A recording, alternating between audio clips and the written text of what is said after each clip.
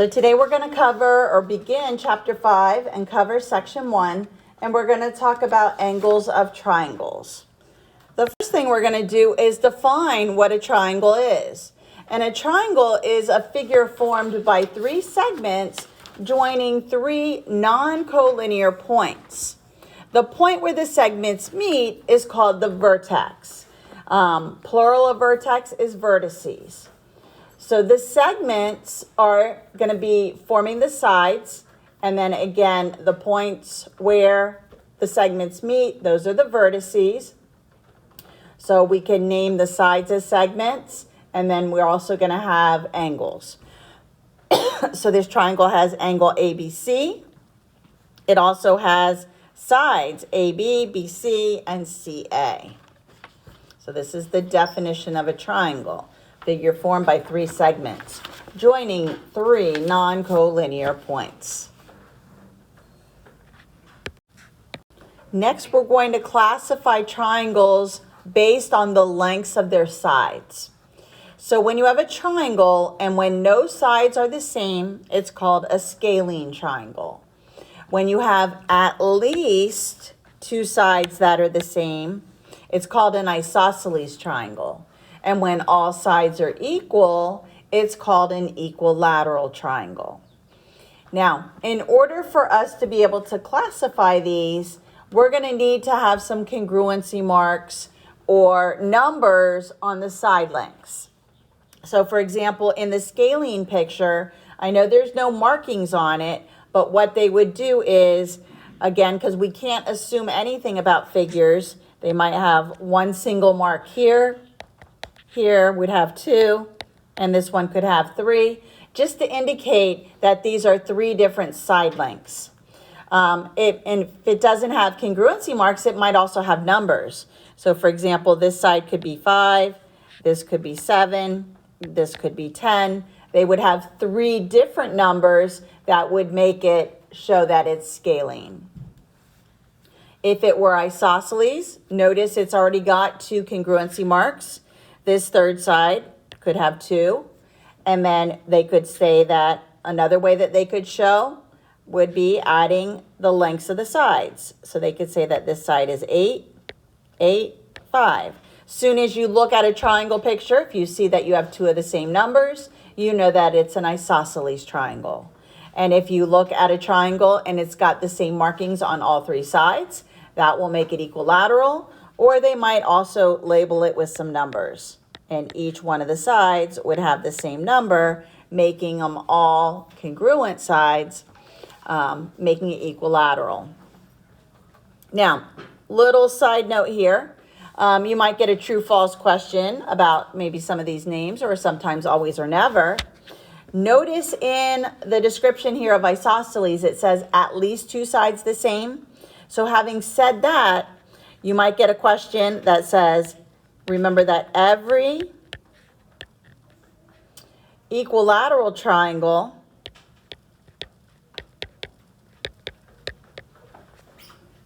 is isosceles,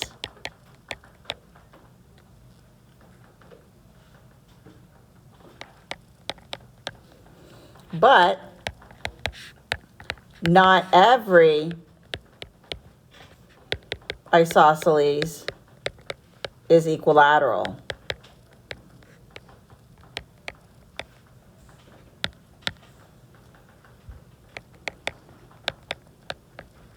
So notice that the isosceles says you need at least two sides the same. You could have three sides the same.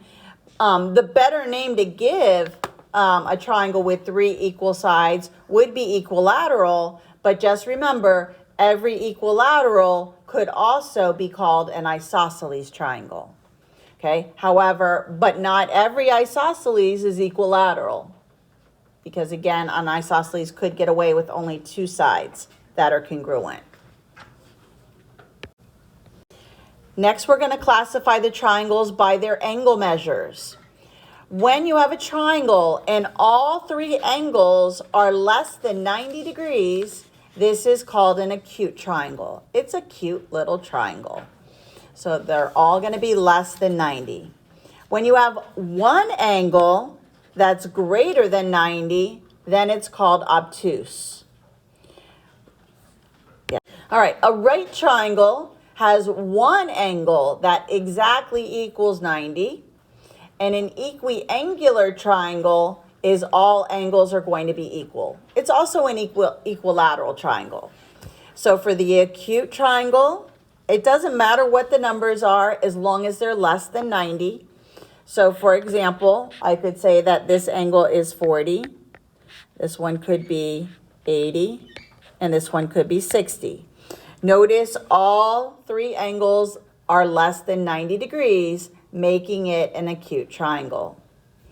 When you have a right triangle, you're going to have one right angle. When you have an obtuse triangle, you're going to have one angle that's greater than 90. So for example, this angle up here could be 100. And then in equiangular, they're all going to be equal. We're going to learn coming up on another slide that the three angles of a triangle always add up to be 180. So making each one of the angles in an equiangular 60 degrees. An equiangular triangle is also an acute triangle because notice 60 is less than 90. Now, you might get questions. So when you get this question on the test, you need to read the question carefully. It'll either say, classify the triangle based on its angles, and then you're going to give me one of these names. Or if I say, classify the triangle based on its side lengths, then you're going to tell me isosceles, scalene, or equilateral. Okay, so when I ask you to classify a triangle based on its angles, you're going to give me one of these four names. If I were to say classify it based on its side lengths, then you'll give me one of the names on the previous slide. Scalene, isosceles, or equilateral. Good? Now, it also may ask, give me two names for the triangle. So for example, this right triangle here, let's say I add congruency marks to the sides. And then I could also name this one that's pictured here as a right scalene triangle. So you can give it a name that comes from the angle and then also a side length name and put them together. So be able to give a name to a triangle. Just read the question carefully, whether it just says classify it based on angles, classify it based on sides, or give it a name from each. You could also have a right isosceles triangle, and that would have markings where the two sides here would have the same mark. That would be a right isosceles.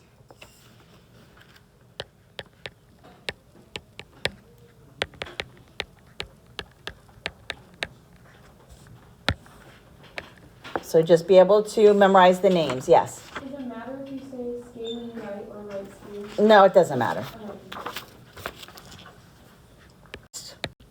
Is called the triangle sum theorem. And you've probably already learned that the three angles of a triangle add up to be 180 in your middle school classes. However, now we're officially learning that as a theorem. So the sum of the measures of the interior angles of a triangle is 180 degrees. So if I were to add the measure of angle A plus the measure of angle B plus the measure of angle C, it will always add up to be 180 degrees. Now, once we start these triangles, sometimes, and especially you started to see this with those expressions and where they were sitting, whenever you're looking at a picture, remember that the angles are always going to have the degree symbol. If they're referring to a side length, it might have a linear measure next to it, like inches or centimeters. So for example, if I were to label this, the 40 is going to have a degree symbol next to it, so you'll know that that's the angle up here. And then usually they'll just sit it in there. If it's too tiny to fit in there, like you saw before, they would point an arrow. And let's say I gave you something like this. And I labeled 2 of the angles, and I asked you to find the missing third angle of the triangle. Now that we've learned that the 3 angles need to add up to be 180, to find that missing one, all I need to do is take the 2 they gave me. I'm going to add them. And then I'm going to subtract that sum from 180, and that will give me my missing angle. And this angle in here would be 60 degrees. So whenever you're seeing numbers in your picture, if it's got the degree symbol, it's referring to an angle.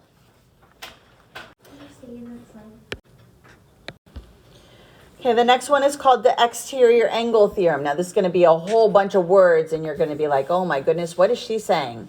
So it says the measure of an exterior angle of a triangle equals the sum of the measures of the 2 remote non-adjacent interior angles. All this means is this angle 1 that's outside here, this exterior angle, is equal to the 2 angles that are inside the triangle but aren't adjacent to it. So they're talking about A and B.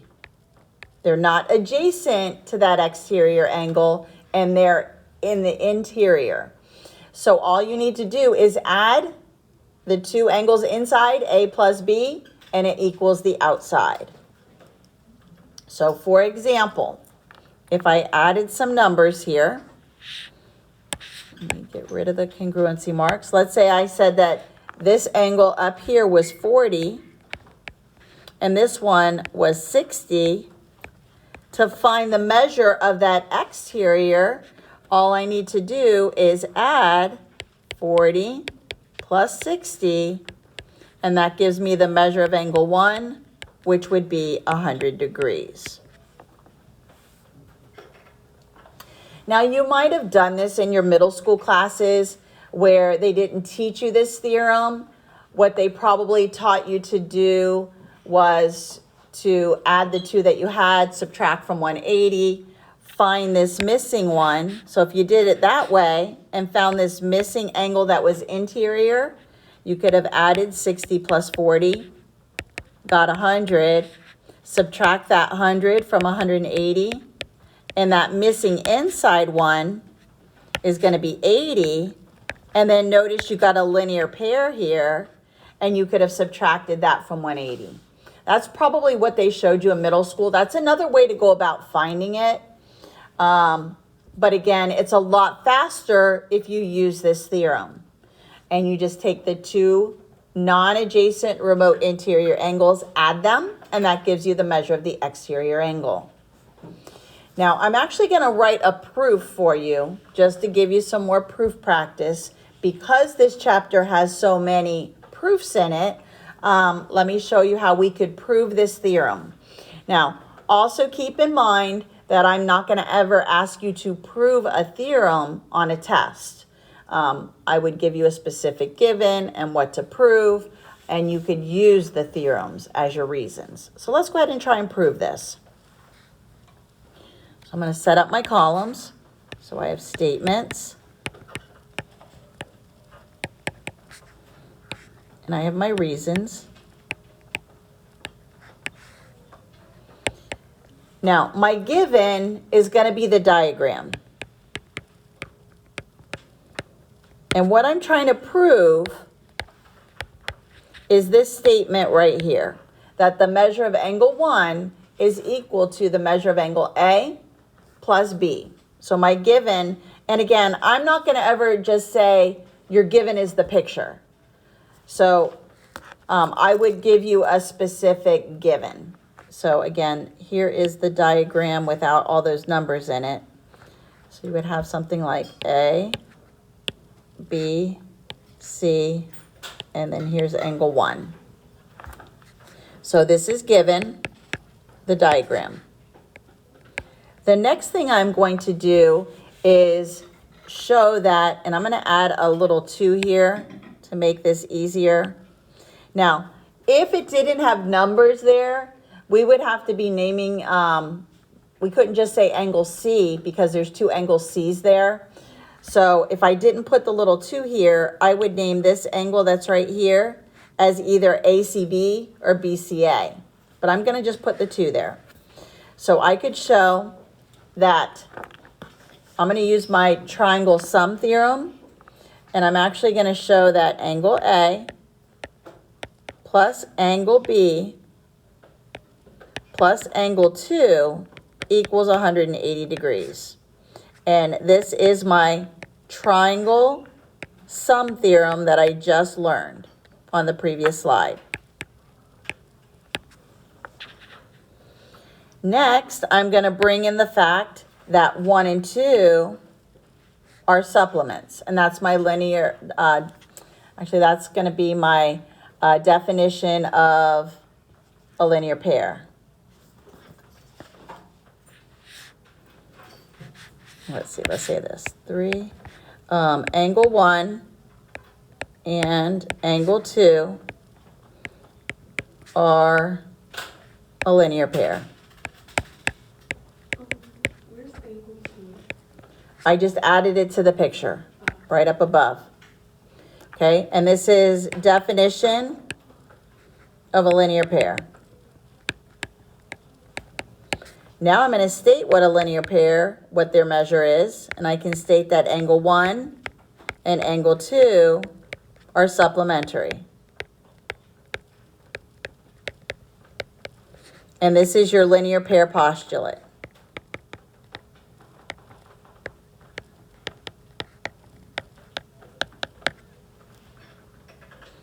Next, I'm going to show the definition of supplementary. And I'm going to show angle 1 plus angle 2 equals 180. And this is definition of supplementary.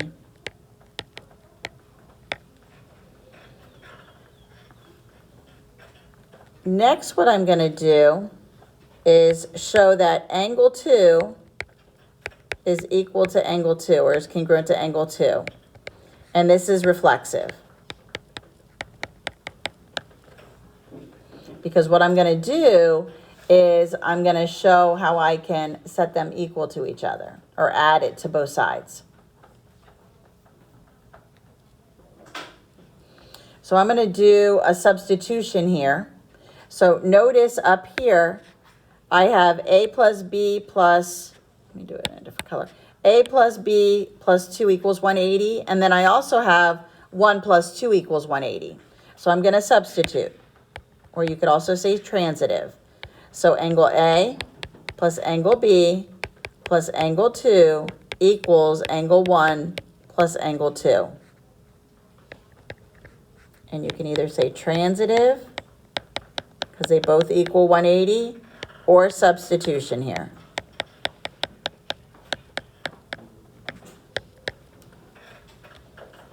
Next, I'm going to use my subtraction property, and I'm going to subtract 2 from both sides.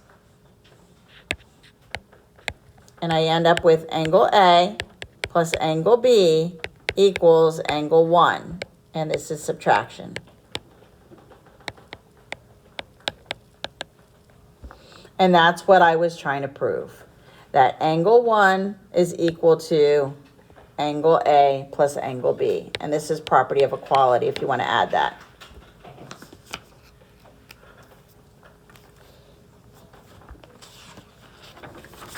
Now, keep in mind, when you're doing these proofs, there's not one set way to do things, but it has to flow logically. You can't just throw random things in there unless you can justify it. And it needs to flow in a specific order. Yes? Can you scroll up to the triangle that goes above that? Yeah. All right, next, some corollaries. So a corollary to a theorem is just a statement that can be proved easily using a theorem. So a corollary to the triangle sum theorem states that the acute angles of a right triangle are complementary. So if you think about it, you know that the triangle sum theorem states that the three angles add up to be 180. And if you know it's a right triangle, if I were to subtract out the right angle, that is going to leave me 90 degrees for the other two angles in that triangle. And those other two triangles are always going to be acute, and they're going to be complementary. So for example, in this triangle, maybe A is 30 and B is 60, and that adds up to be 90. It could be 40 and 50. It doesn't matter as long as A and B, when you add them, add up to be 90 degrees. They're always going to be complementary. The first example wants us to state whether the triangle with the two angles that they have given us is either acute, right, or obtuse. Now, I can't tell what kind of triangle it is just by looking at the two angles that they gave me.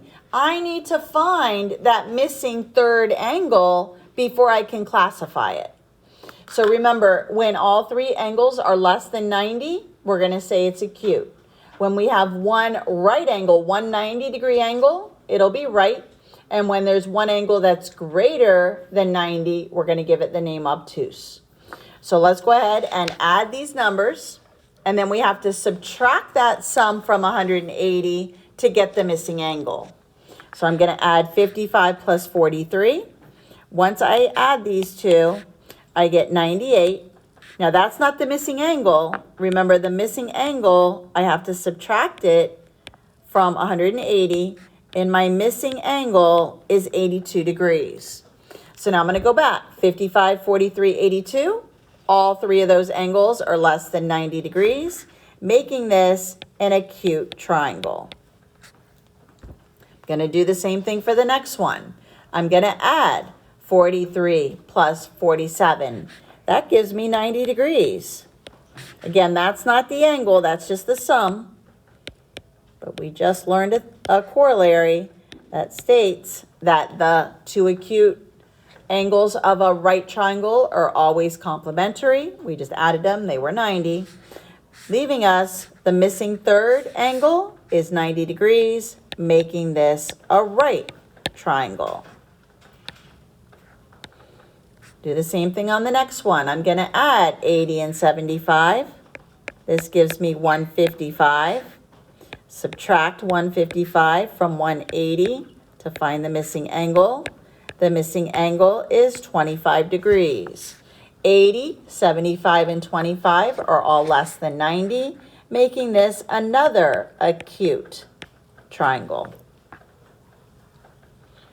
Example D here. Add 33 and 33, I get 66. Subtract that from 180. This gives me 114.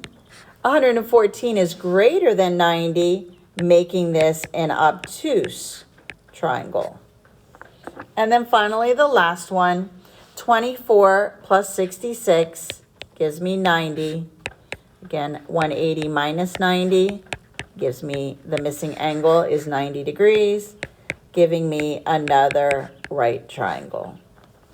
So when they're asking you to find the missing angle, when they give you two, you add the two they give you, subtract from 180, that'll give you the missing third angle, and then you go back and look at the three numbers.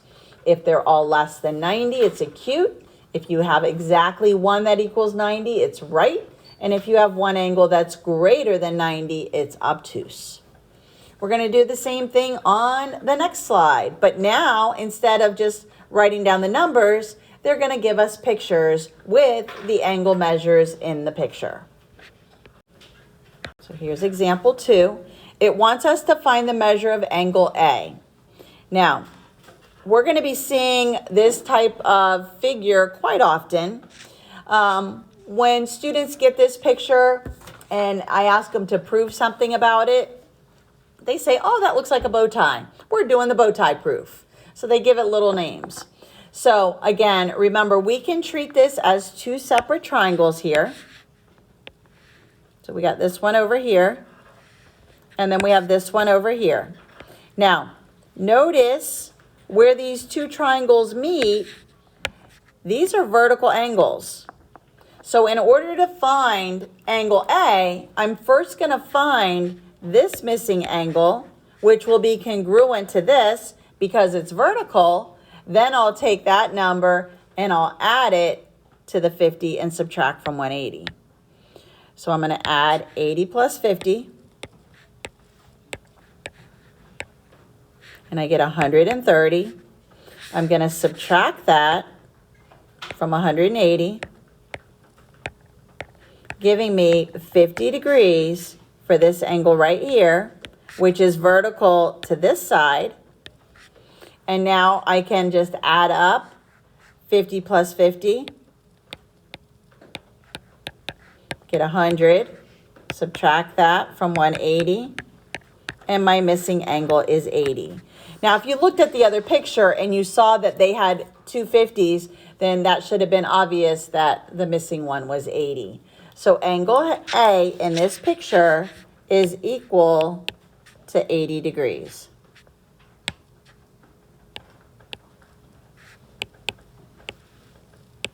Let's try the next one.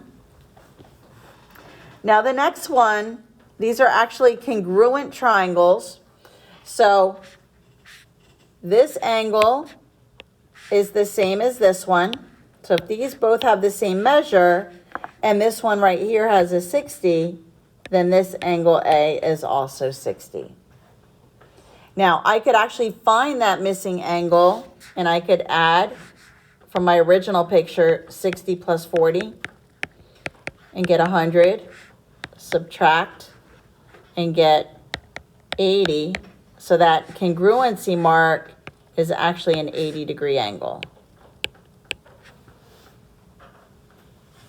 So that's another way I could have found it. Once I realized that that was 80, I could have added 80 plus 40 and then subtracted from 180. Same thing on the next one. These are two congruent triangles. I know we haven't gotten there yet, but that's what we're going to be doing. Congruent triangles are going to have exactly the same shape and same size. So you notice how this has the congruency mark.